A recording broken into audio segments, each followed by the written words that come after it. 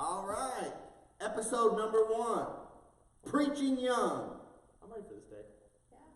I'm excited. Why don't we introduce ourselves real quick before we get started? My name is Abram Crozier, pastor at Trinity Southern Baptist Church. I am Andrew Baker. I am the one of the youth guys here, youth leaders here, and worship leader.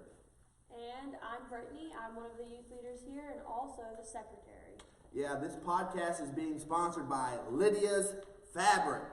For all your purple fabric needs, make sure you get a hold of Lydia. Contact her at Acts 16:14, ACTS 16:14.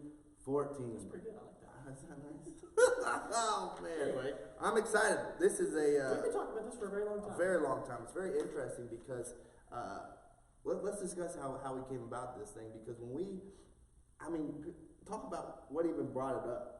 What made you think of doing a I don't podcast? know. With this new job, I drive a lot, so just listening to podcasts kind of keeps me going. And there's not really a good Christian podcast out there, but there's a lot of good podcasts out there. And the idea just kind of sparked, Yeah. And here we are. So You're talking about. Talk a little bit about your job. How many hours you put in as far as driving? As far as today's Friday, and yesterday, man, it was like a 12, 13, 14-hour day probably total. See, It's a long day, and that's a 4-hour deadhead up to Cleveland, so it's not fun. and that's a lot of podcasting. That is a lot of podcasting, that's for sure. Well, But, So anyway, you sent this idea to do a podcast. yeah, it was, to be very clear, it was my idea. Yeah. Here's the thing. I love ideas. I thrive on ideas. I like when people come up with creative things. So when I heard it, my mind was already just That is going true. on As full soon as steam. I said, "Hey, everyone, let's do a podcast," I started doing some research on where you can get a podcast, where you can produce a podcast, all this good stuff.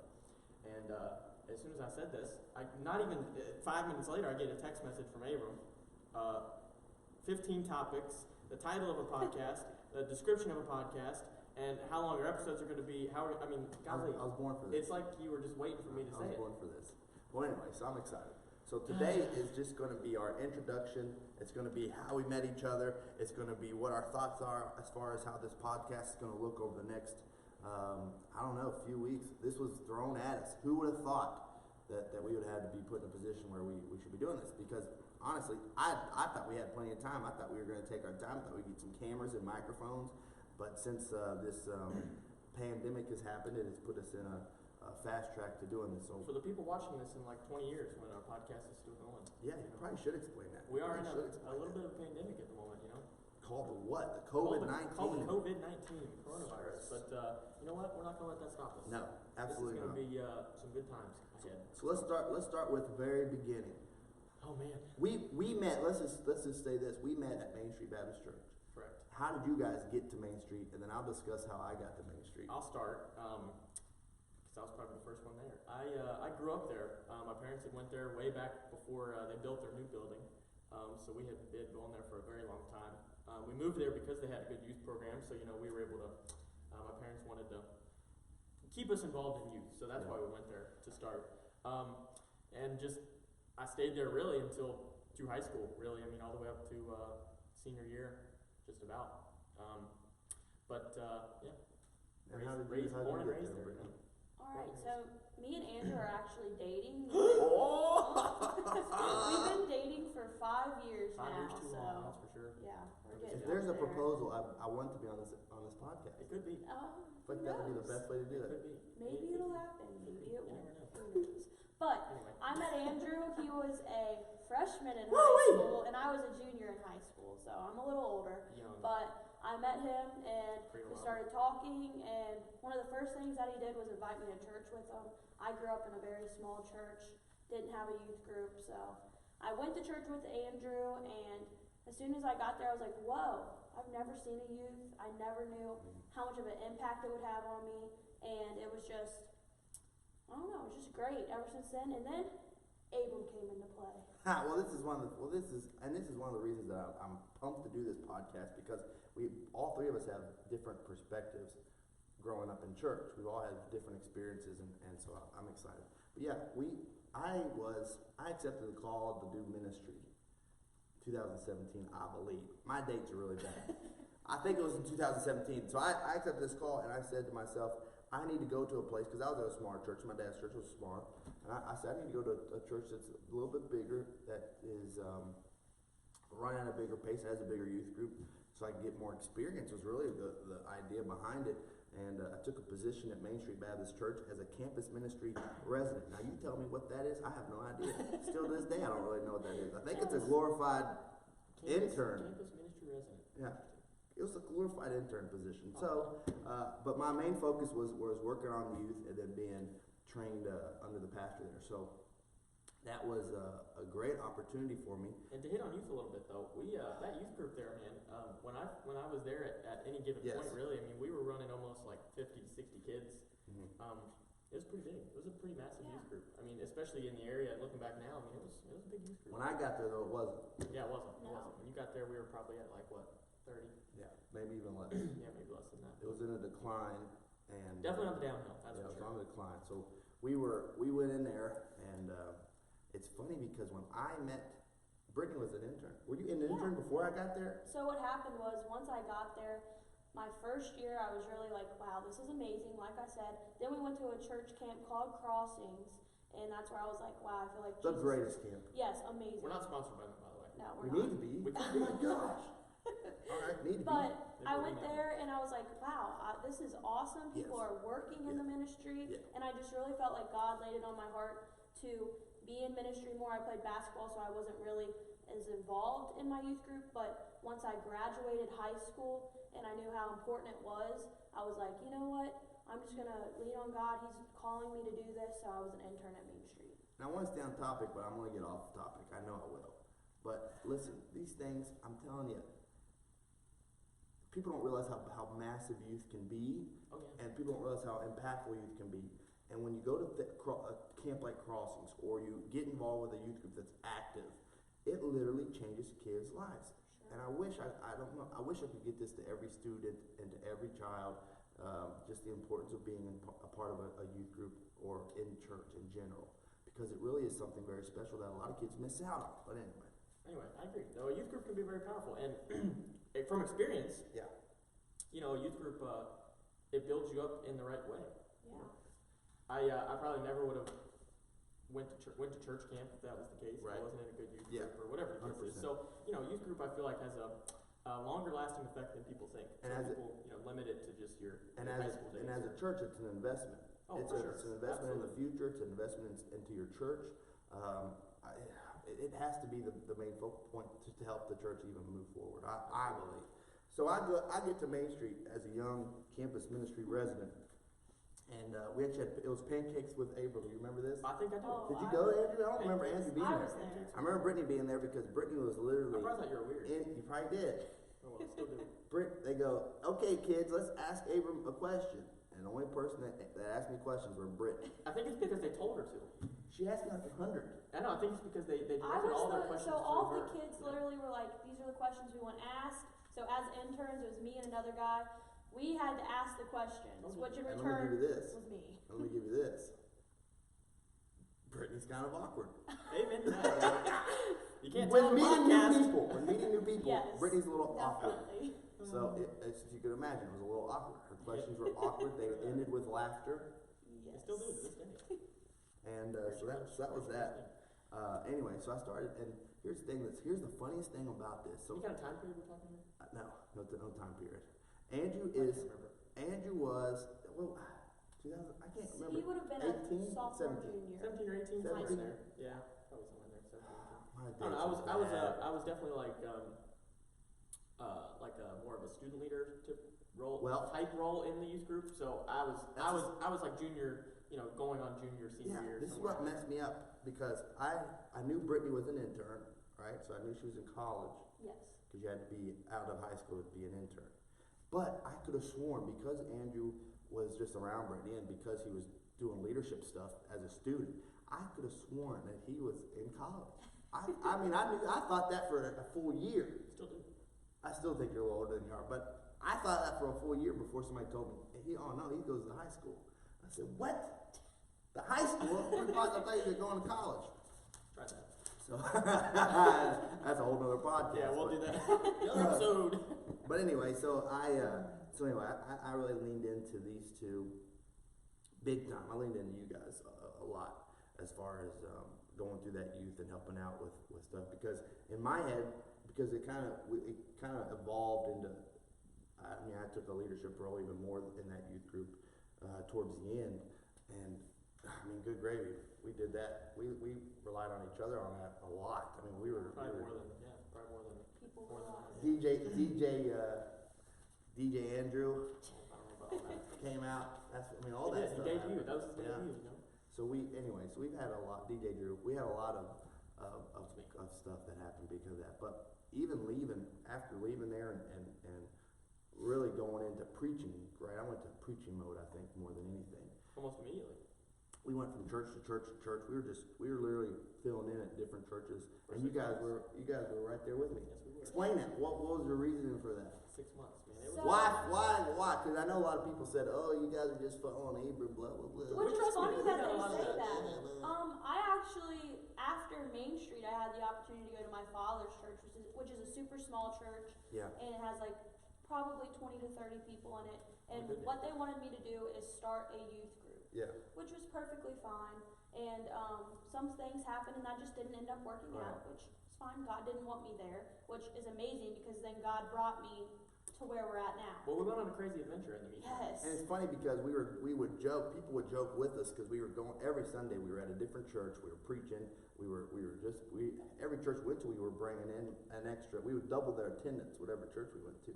So we were at all these different churches, and people kept saying, "Man, you guys are just like a church on the move." I heard that over and over again, and thought that was real funny and cool. So anyway, It's funny that we would end up using that. yeah, down the road. it's perfect. I mean, it was absolutely perfect. And at Trinity, I grew up at Trinity a Way long long time time ago. ago. I mean, I was a child. I got baptized at Trinity. I grew up at Trinity. I knew all the people at Trinity. And Trinity, my dad left. We left and went to. My dad started preaching at First Baptist. But we filled in one of those churches that we filled in during that time was Trinity. Mhm. And so when they lost their pastor, they asked me to come and do do an interim thing, fill in for a month, the month of December. What year is that? 2018. Yeah, 2018. So 2018, for the month of December, I filled in to do a Christmas series, and then they said, we want you to stay longer. We want you to stay longer. Be an interim pastor for longer. I said, no thanks. I said no thanks. I don't want to do that. I don't know, man. It's interesting what God does, how He closes doors and opens doors, and Well, there for a while we were literally just. Yeah. I mean, every week was a different place. Yeah. For Some of the months. places I had never been, I was like, For send me the months. address. I've never been here in my life, but Yeah. we're going. So for Yeah. months. yeah, it was a long time. It was probably a good 3 months. And when we took over this church, it was interesting because a lot of those churches that we went to, some of those members are here. yeah, They came here, and it's been really awesome to see. Yeah. It's an interesting thing because none of us we've never revitalized a church before. We've never. Well, we just told you how we got to my where we are. I goodness, mean, right. the only thing we know is what we see and what we've seen, and we've seen what we like and what works and what doesn't work. And I'm stubborn. We know. So my entire life, I've always said to myself, "This is how I want a church to run. This is how I want it to look like. This is how I want visitors to interact inside of the church. This is how good gravy. This has been in my wheelhouse my entire life. I've complained about the church for years. Like you said, your dad was a pastor. Yeah. So I mean, I've complained about church for Right. years. Yeah. I went off to college and I complained about the churches over in Grayson. I just complained about churches for my entire life. And then finally I got an opportunity to run the church, and I said, okay, all the complaints that you've had, fix them. And so that's what we started doing. We got here in January of 2019. We had 20 people sitting here inside the church, about 20 people. And my first change, because when I walk into a church, I always say, what are the things that are uncomfortable for me? Right off the bat, as a visitor to a church, and I just had a conversation with one of our newest members because I want her to tell us what she's recognizing as a new member of just starting to come to the church, because you get into a routine and you don't recognize that you're doing stuff that outside have no idea, or makes them uncomfortable. I'm glad you said visitor, because when you talk about new people coming to the Yeah. church, because that's your goal, to get more new people, new faces to come Always. to church, new faces, new people, Yes. connect with new people, right? Spread the gospel to more people. So when you think about that and you direct your service or direct your attitude, your congregation towards the visitor's perspective, your service changes, your church changes. And you have to. If all you're focused in on is how I can make the members comfortable, right? Then you by fault have neglected all visitors. But people, it's confusing to people because you'll achieve your goal. Yes. If your goal is to, whatever, Yeah, if your focus is on focusing to your members, you're going to achieve that goal because you're going to end up locking in whoever you have, and that's just what it's going to be. Oh man, that's really good. Yeah, because if you focus on your 50 members, you're going to keep those 50 members. Absolutely. If you focus on outside people, and if all you focus on is outside, then that's all you're going to deal with too, is just outside Right. things. There's a balance. You have to balance. There's a balance there. Yeah. And when I got here, we were doing we'd sing birthdays. We had a little church that stood up on the piano that they put money in, and they would do children's sermons. Now, as a young parent, I have 3 boys now. At the time, I just had 2. Young boys. Yeah, young boys. We walk in there. It's a new church for our kids. It's a new church. They're uncomfortable already because it's a new church. They're a little rowdy. The last thing I want to do as a parent is have to bring my children up to the front of the church during a children's sermon thing while my kids are yelling and screaming. I mean, it's uncomfortable. It was uncomfortable. Right. And so that was one of the first things. I'm like, we need to make sure that we're aware of the guests. It's cute to see kids up on stage. It really is. But you have to be aware that it makes some people uncomfortable. And if I'm uncomfortable, somebody else is going to be for absolutely. sure. And same thing with the birthday change thing. I mean, it's kids too, but for adults, I mean, if it's my birthday today and I'm a visitor, right? And well, you're always going to miss somebody. Here's the thing: they never explained what. I still don't know. And I grew up in this church. I still don't know what the little church that you put money into. I don't know what that was. I don't know what it meant. I don't know what you did it for. I've heard a lot of things. You put in however old you are, you put in that amount of money. I don't even know. So that's confusing. And one of our first Sundays here, the person that was doing the announcements and said, "Hey, is there anybody that has a birthday?" Right before this, the lady said to me, "Hey, it's my birthday today. I already put my money in the church." I said, "Cool, that's awesome." But when they did the announcements, if there's any birthdays, the lady said, "Hey, it's my birthday. I already put the money in there." And the guy literally just started yelling at her to put money in, but she already did. I said, "This is the most uncomfortable thing I've ever said through." So I was like, "We gotta get rid of that too. Gotta get rid of the things that are making me uncomfortable." And I like that you said uncomfortable for set through too, because, like we said, this visitor perspective. Yes.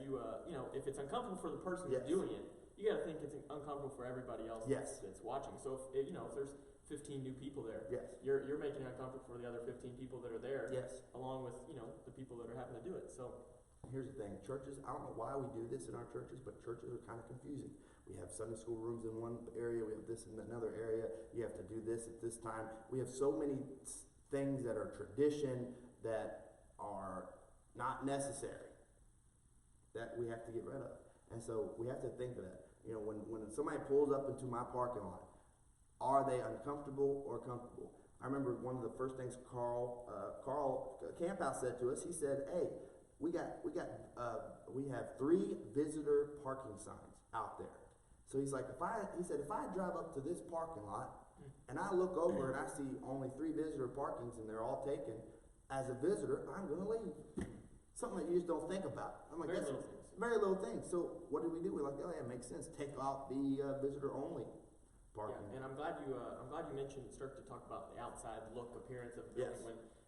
Because when a visitor pulls up to your church, the first thing they're looking, whether you know it or not, I mean, they're examining your church, they're examining your building, your facility, how clean stuff is, the cleanliness of the outside, landscape. I mean, all this comes into play. I know it seems like little things, but when you're trying to cater to visitors, I mean, that's your goal. And what we have to understand as far as us as a new church, as I call it a new church, but as a young church that's really thriving right now. every Sunday since we've started in January of 2019, every single Sunday, we have had first-time guests. Every Sunday. Every week, yeah. Every Sunday. So in our heads, we have to think of, it's a first, every time we get up here to do our service, it's a first time impression. Every single time. Every time it's somebody's first time impression of our church.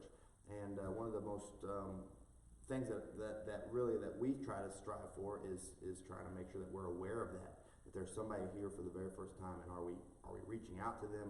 Are we making sure they're comfortable? Are they making sure that they know everything that's going on? And that's a hard thing to do, especially with us. We're doing so much.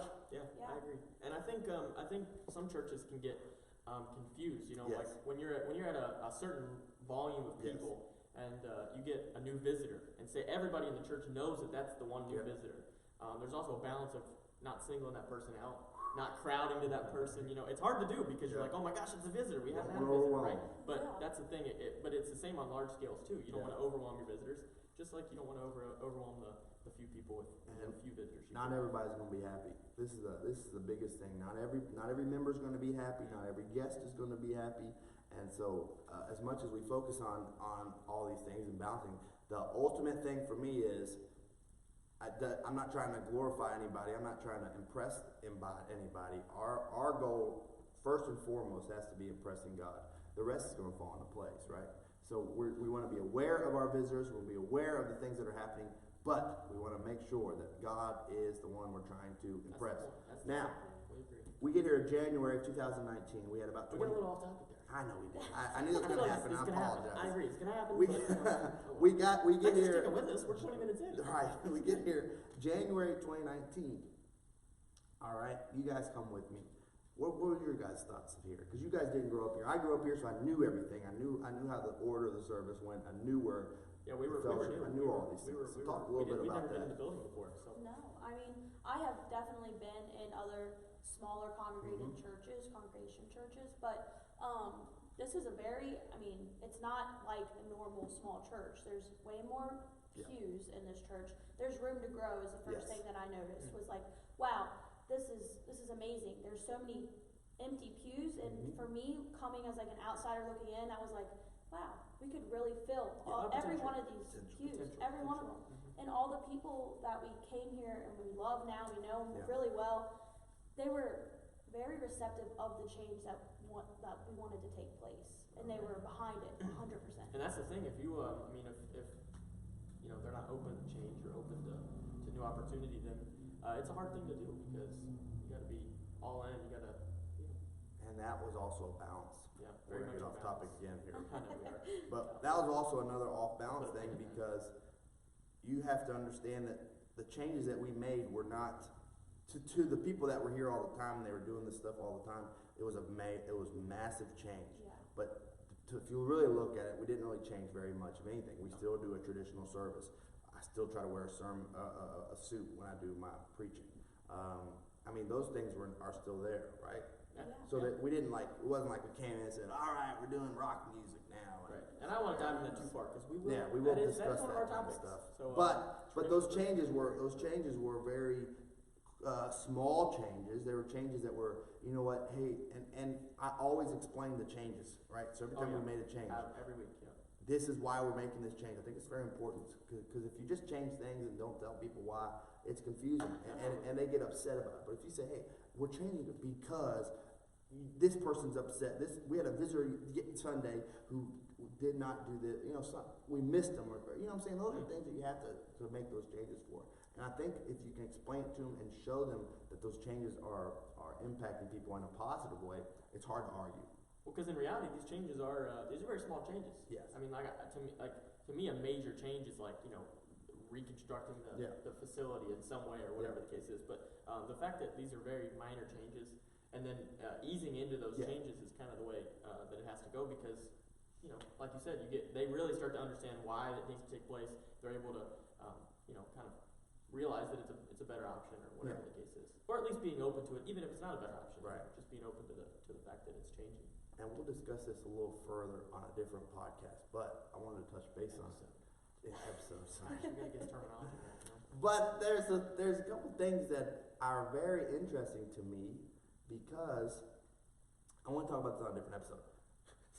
I really do. I do, because I think it's important, which is promoting from within or promoting people that you know or from the area. I think that's very important. Local, yeah. One of the things that I have always done, is, for me, knowing your community is half the battle. Knowing who you're serving is half the battle. When I've seen so many people get brought in from a different area, a different state. Yeah, they get brought in, and then all of a sudden they start saying y'all, thinking that that's relating to their community. If I hear another pastor say y'all that's not from around here, we don't say y'all. So it drives me nuts. But knowing your community, knowing how your community is operating, knowing the people in your community, and not saying that you can't go to another state and not find out. You can go, but you got to be a part of the community. You have to involve yourself in the community. Absolutely. Because people in Pendleton County are different than people in Campbell County, right? It's different. So you have to be able to know your community. And I think this is one of the biggest things that I've always tried to do is make sure that we're not disconnected to the community. We know who we're serving. We know the problems that they're going through. And in reality, it all falls into place. It becomes a chain reaction when you know who your congregation is, when you know what your dynamic of people is. Yeah. That really is able to kind of ease into which direction you can serve and Right. what will work when you serve. Because you can't do certain outreaches in a community that doesn't have that need or doesn't have that people. So I'm not going to spend tons of money trying to become the hip church. Why? Because that's not our community. That's not me. But that's not our community. Wouldn't look good in skinny jeans either. No, my word. And why would I? That's just not our community. We're not, it's not a hip, urban thing. It's just, you have to know your community. I think it's so important for us. So when we started in January, and I was Back on top. Yeah, back on top. We started to think about how our youth would look like, because I knew that had to be one of the very first things that we did.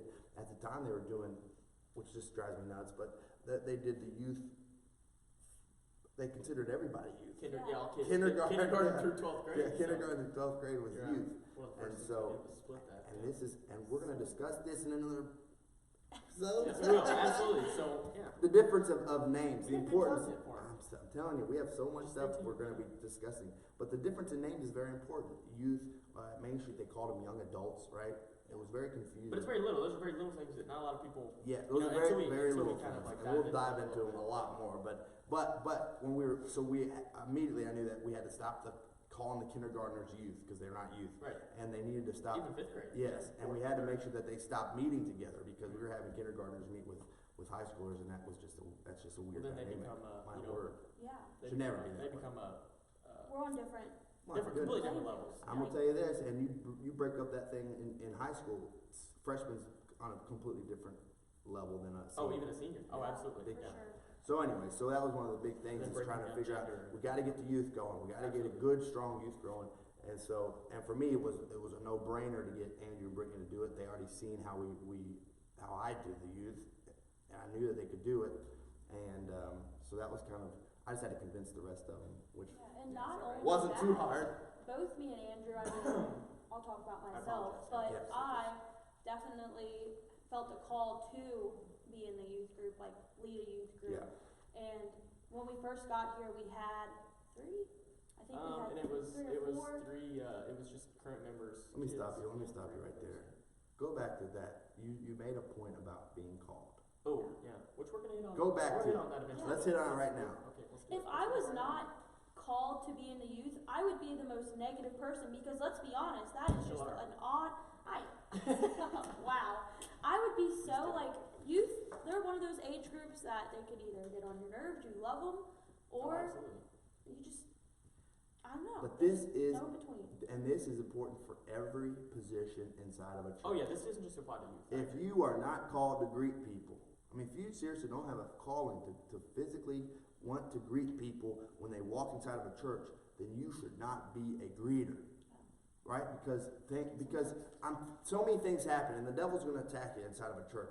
He's going to try to attack you in any way that he can. The Bible says he's a schemer, and he's going to attack you. And when a greeter is not called, it takes very little to upset him, right? So Yeah, absolutely. one thing that is out of place, and you know the bulletins aren't in the same place that they should be, and his entire day's ruined. He's going to ruin whoever he comes into contact with. And that's our first. That's and kind of going back to your visitors' perspective. That affects Yes. your visitors. You know, it all ties together. Because, Yes. You know, you don't have a greeter that's called to do what he's doing. Then you know that affects how he Yes. performs his Yes. his greeting or whatever. And that's passing on- the bulletins. And that's on every And level. then that just chain reaction down to your That's visitors. on every level. You do if the worship leader's not called to lead worship, you're gonna have issues, and we've had a lot of issues with that.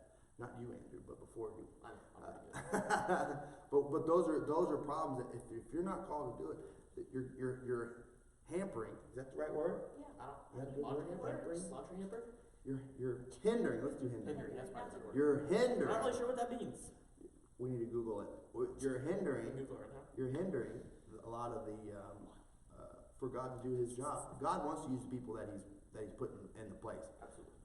Not everybody in church is called, so I'm not going to sit there and put everybody in a position to do something if they're not called. If they're called, we want to put them in that position so they can help grow that position. Right.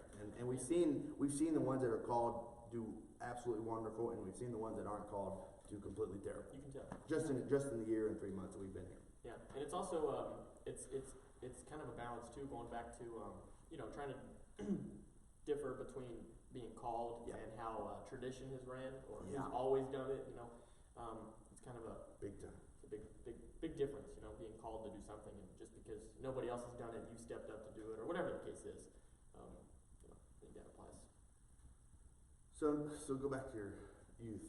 Youth. Alright, so started we with youth. started with youth, and like Abram said, it's very detrimental. If you don't know your community that you're serving, which goes with the youth as well, My word. you're not gonna Maybe reach even them more for youth. for yeah. the youth. Yeah. Absolutely. Yeah, for sure.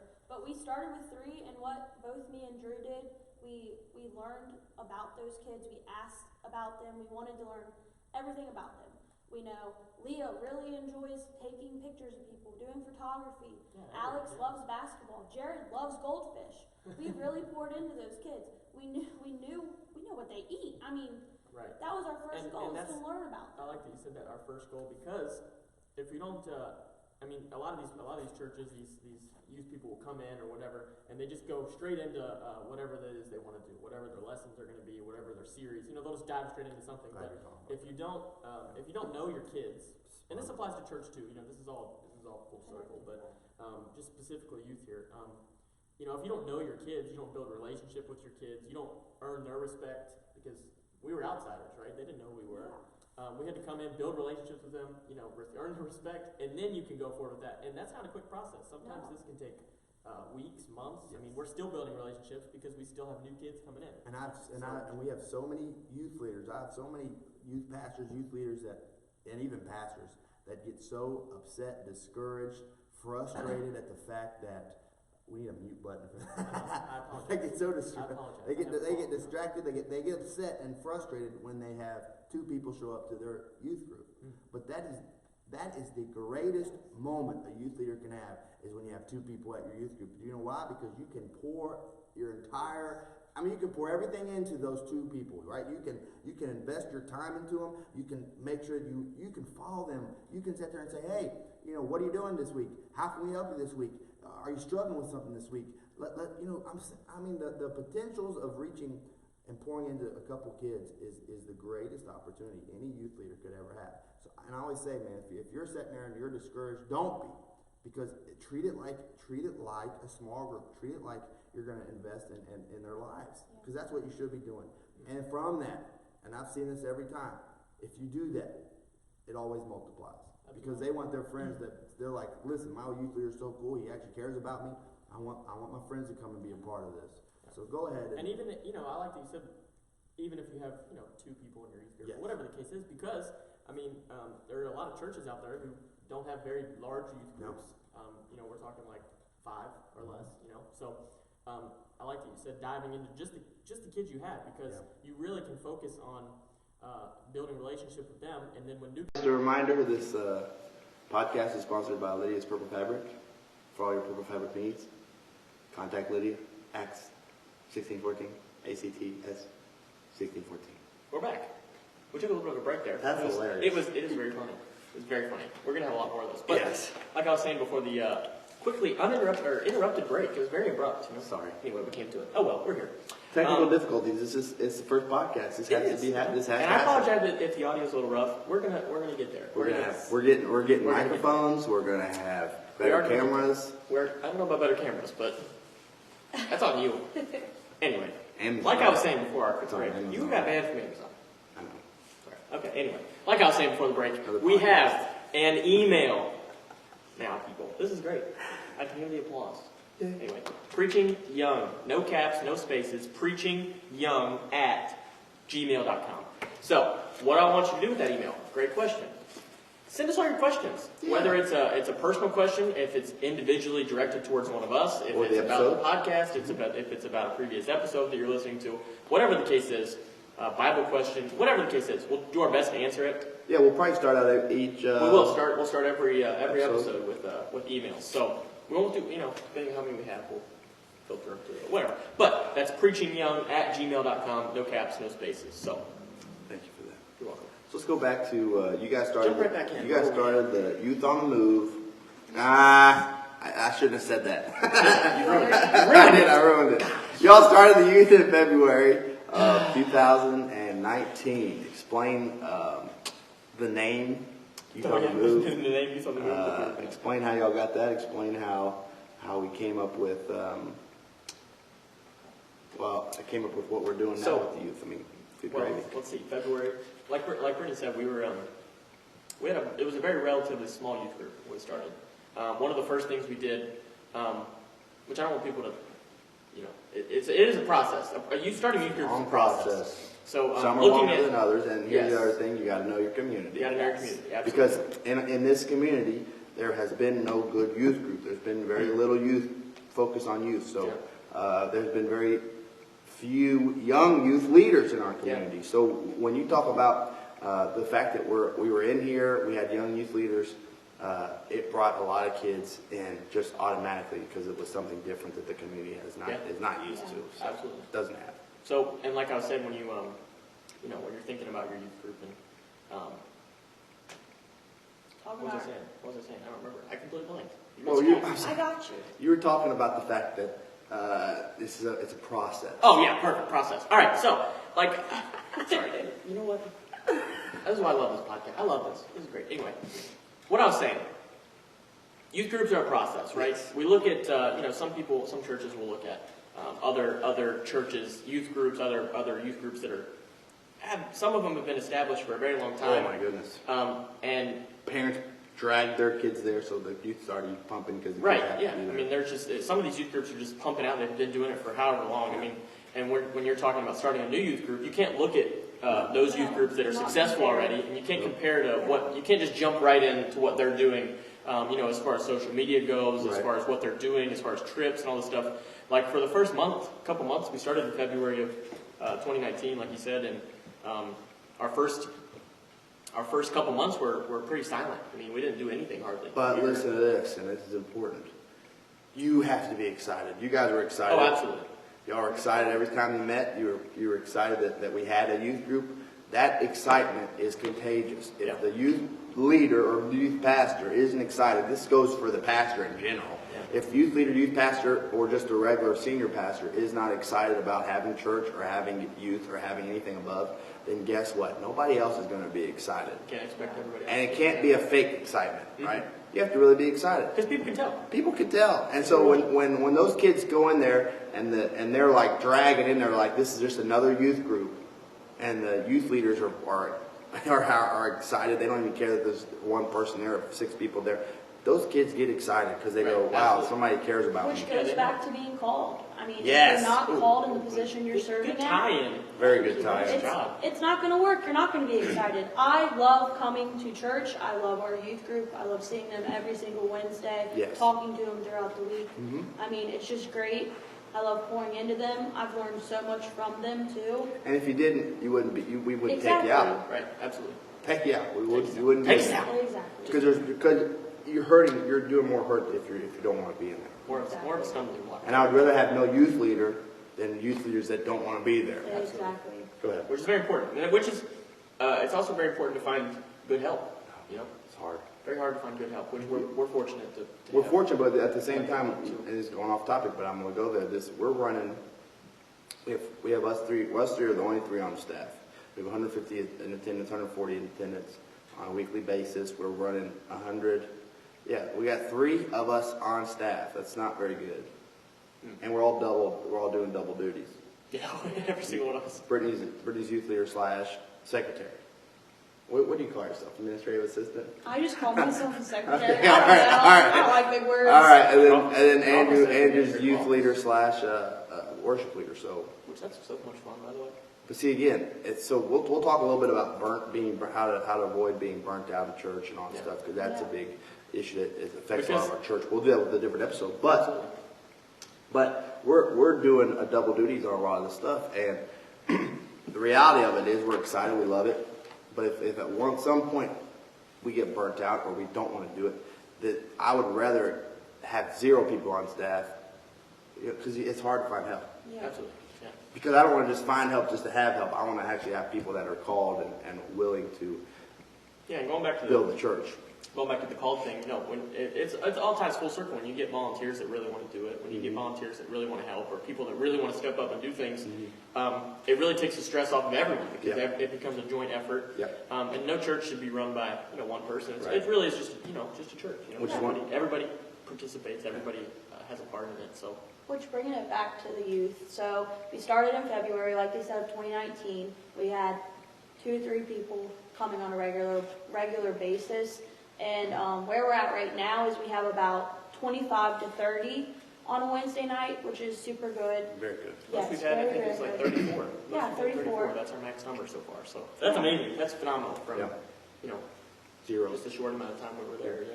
And some of the steps that we actually took to get there, like I said, first we learned our community, we learned what type of kids we were going to pull, because me and Andrew are not originally from Pendleton County, The next county over, but but we're a lot different. Very different counties. Very different counties. We talked about in Campbell County, we at Main Street, as a youth leader, we used to be able to say, all right, we're going bowling, it's going to cost this amount of money to turn that money in next week. Yeah. Or we'll say, hey, we're going to a concert, it's going to cost $35, turn it in. Or we even had dinner before Wednesday night youth group. Right. And it cost $5 to have dinner, so people would bring in $5 and they would put it in the Right. basket. And I think part of that goes to having an established youth group already. The difference between us and having to start it completely fresh is you don't have these students that are these youth that are sorry, these people that are used to coming to youth group, that are used to going to events, that are used to having to do these things. So it completely introducing these new ideas to them is like, it's like gibberish. Yeah, but here's my point. here's what I'm getting out of this. We're running, in Campbell County, we were able to do that and say, just bring in money. In Pendleton County, we can't do that. No. We can't just say, hey, we're going to this thing, bring in money, right? Because a lot of these kids have a different financial situation than they did at our last church. So when we say, hey, we're going bowling, right, we have a lot of pushback because not everybody can afford bowling that month or whatever the case is. So we have to be very creative at this church on how we can financially support our students. Very creative, yeah. And we have them. We've been more creative.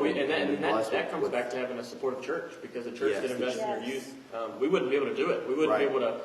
You got to think we have fully funded our church camp. 100%. 100%. Yes, our church members have fully funded our church. Church members, by church members, 100% paid for. Fully We have funded our not church asked. camp. We've asked for a small deposit from the students just to reserve their spot, but we're talking thousands of dollars that our church has stepped up and committed to sending these youth to camp, and we're talking 25 kids. Which is amazing. It's amazing. Amazing in itself. Amazing. But some of the steps that we had to take when we first began the youth group here at Trinity were, of course, we had to get to know them, but then we did start social media. We don't know the kids around this area. Right. So what we started to do was we found our youth on Instagram, Yep. and we went to their followers. Yep. If they were at PCHS, which is Pendleton County High School, or the middle school, we started following them. Following. Yep. And from that, we saw that kids started to learn about us through social media, which social media is a great utensil tool, to use. which we're gonna dive into in one of these episodes. Yeah, too. sorry. The benefits and it's okay. Well, also, you think about the outreach. We try to get involved with the community outreach, right? So if they're doing an event, we're trying to set up a table and then from there, I mean, Yeah. what was that one event where we set up right here on? We met so many kids. Oh, it was like a block party. Yeah, it was a block party. Yeah, it was a block party. The town had a block party. We set up a thing. We had Which was desserts. very last minute. I mean, we were It was last we minute. almost we had all these desserts that the church made, so we were selling it to raise funds for the youth, and constantly. I mean, we just met kid after kid after kid, and struck up conversation after conversation after conversation, and a lot of that.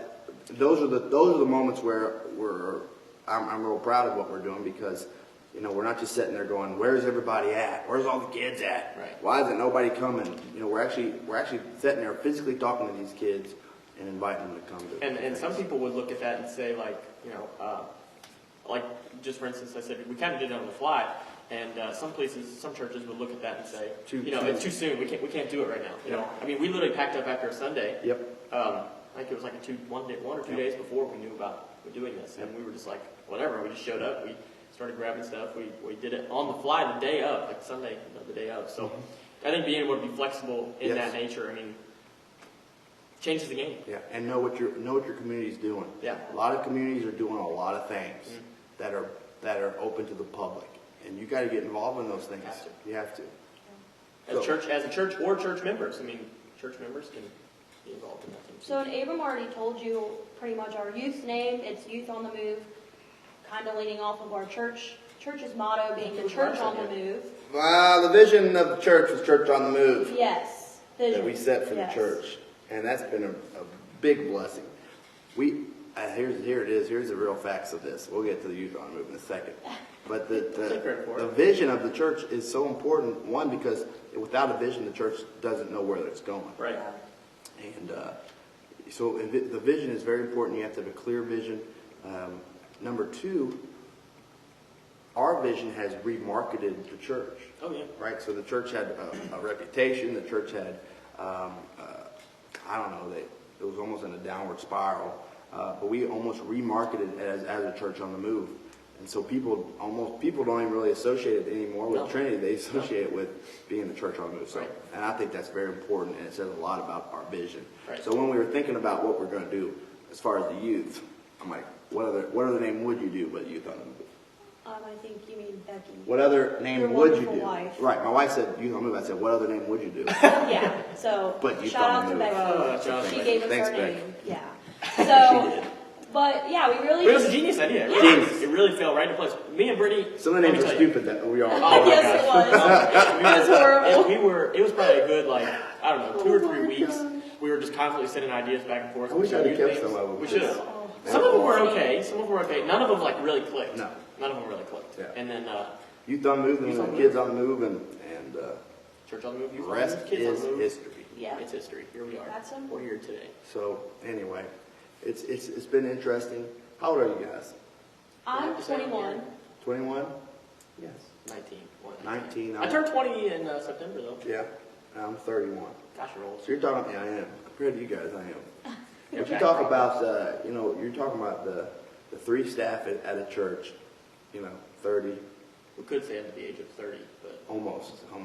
And that's You insane. You surpassed talk about that's insane. And not only that, but because I always tell people always go, well, oh, you must be preaching to a church that's young. Wow. We're very multi-generational. We have young, we have old, we have young adults, we have youth. I mean, good grade. we're going to get to that too, multi-generational, the difference, Yeah. between having your kids in service and not having your kids And in we service. worship with everybody, so Absolutely. we see the multi-generation. Because they see us. We see it.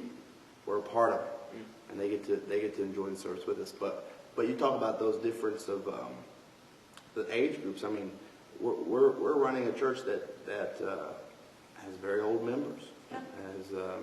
So it's an interesting balance, and I hope we're going to get into it more as the episodes go on. But learning that balance of being, and for me, it's even different because not only did I grow up in this church, so I knew all these people. These people have been, what do you call them? Adult. They've been people that I've looked up And I to think as a young age. they know you.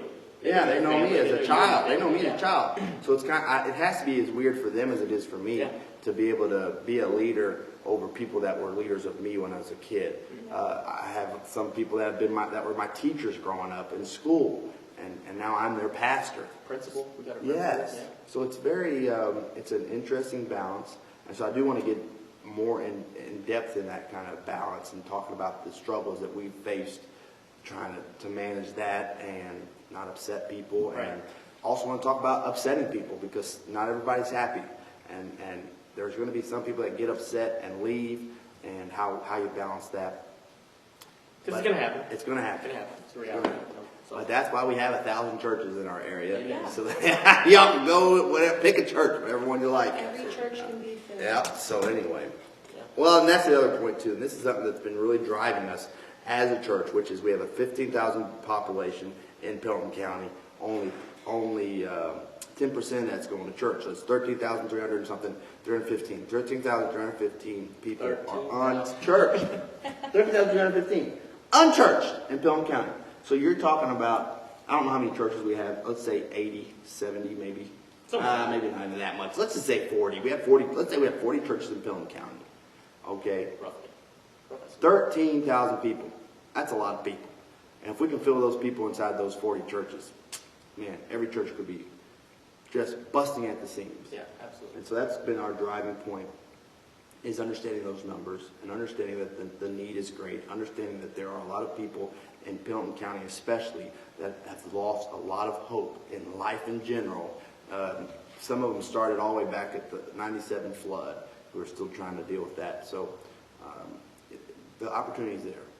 And that comes back to just knowing your congregation, Knowing your knowing, congregation. and that's a good number to point out. Yeah. Knowing how many people are in church, because when you know that number, it But- begins to haunt you. You can kind of do everything you can to address that number. Get your church on board with that number. You have to do it though. You have to do it. Yeah. If we were just throwing out that number, it would be pointless. Yeah, it would be But pointless. you have to do something about it. And that has been the biggest challenge, but the biggest thing that I think that Keeps us has helped us grow too as a church, Yeah. which is we have recognized that need and we're doing our best in a lot of different platforms to reach out to people. Absolutely. Right? We're using social media. We're getting involved with our community. We're sitting there and we're planning on doing door-to-door knocking. We're sitting there and trying to meet people's needs. We work with our nursing homes. We work with adult daycare. We work with so many different people in our communities to help not only them benefit from that, but also help grow the church. Prayer walks. Prayer walks, yes. So, everyone always asks me, Abram, what is it that you guys are doing that are growing the church? I don't have enough time to talk about it. I don't have enough time to talk about it. Not even in an episode of a podcast. I mean, people to ask me that, and it's like, well, do you have like 6 hours? I can explain it to you. Because it's been such a long process. Even though it's been a year, it's been a long year. We've done a lot of different steps. Right. And we've been flexible and we've adjusted Very much. over this past year. We've adjusted a lot to make sure that we're constantly recognizing. I mean, how many staff meetings have we had when I said, okay guys, something's wrong, our numbers were down by 2 people, we need to fix it. So, you just have to adjust it, recognize where you're at. Yeah, be on the fly very much. Yes. Just to be able to do things, And I think we've done a good job of that. So Yeah. I'm excited about this podcast. I'm excited to dive into some other topics. And here's the reality of this Got a lot. podcast. Got a lot. I don't know if this audio is going to sound good. It may not. It may sound terrible. I don't know if this camera stuff's going to work. I guarantee we've already should on messed YouTube. up. We already messed up the camera thing, so I got to work on that for the next couple why of we had to days. take a break. So, yeah. So we're going to deal with that. So this thing may not even be very, very good, but I'm going to tell you this much. I think God has put it on our hearts to do the podcast. We're going to do it to our best ability, and we're going to treat it just like we did this church. If 2 people listen to it, that's 2 more people than they did before we did it. So I'm excited. Yeah, we agree. Any final thoughts? Just keep listening. We have some great things coming up. Oh and my I'm gosh. excited for Let me it. tell you. If you We're thought this all episode was fun. great, or maybe you didn't. Yeah. Oh my gosh, Abel, If they're it's still been an listening. hour. What are you guys doing? You're not talking about anything in particular at all. That's okay. This was just an introduction episode, Yeah, and we'll But, we'll talk Bible stuff. We'll have a lot. Of We'll get all different kinds of stuff. And like Abram said, there's a lot of stuff to talk about. I mean, I feel like every moment we were really trying not to dive into a topic that we already had planned. So I agree. we've got a lot of stuff going, a lot of stuff planned. So All right. stay tuned. Stay tuned. Stay tuned. How should we do our outro? Maybe. See you next week. Wait, you gotta say who you are. Well, actually, we won't see you. This is Abram Crozier. This is Andrew. This is Brittany. We're out here. And We're signing out. Oh, and this is Preaching Young. Dun, dun, dun, dun, dun, dun. We're out. Preaching Young, preaching young.